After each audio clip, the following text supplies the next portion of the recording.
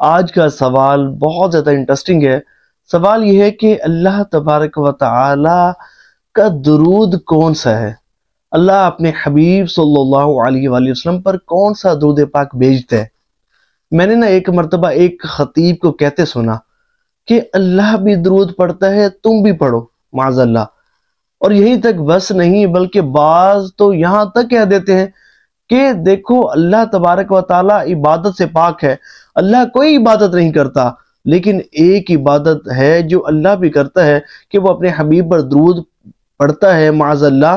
دیکھیں یہ کلمہ کفر ہے۔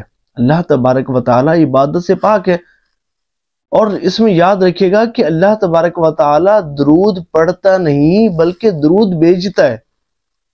اللہ تبارک و تعالی پڑھنے سے پاک ہے، اللہ درود پڑھنے سے پاک ہے۔ دیکھیں یہ جو آیت کریمہ ہے نا، آیت مبارکہ ہے کہ ان اللہ وملائکتہ یصلون علی النبی، کہ بے شک اللہ اور اس کے فرشتے نبی اکرم صلی اللہ علیہ وآلہ وسلم پر درود بھیجتے ہیں۔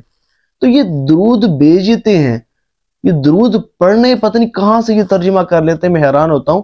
درود بھیجتے ہیں، اور یاد رکھے گا کہ اللہ کا جو درود ہے، اللہ کا درود یہ ہے کہ وہ اپنے حبیب صلی اللہ علیہ وآلہ وسلم پر رحمت کاملہ نازل فرماتا ہے، یعنی کہ اس سے ہم سلامتی کے انزال کو مراد لیں گے، نزول رحمت کو مراد لیں گے۔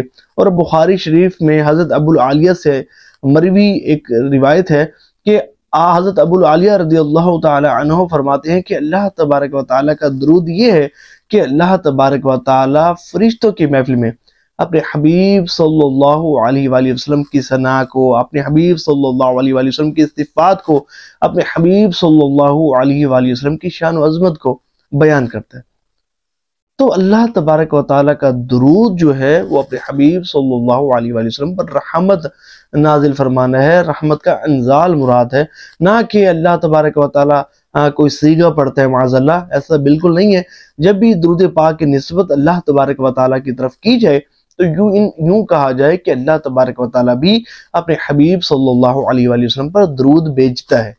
تو ثواب کی نیت سے اس کو شیئر ضرور کیجیے گا تاکہ دوسروں کی بھی اصلاح ہو جائے۔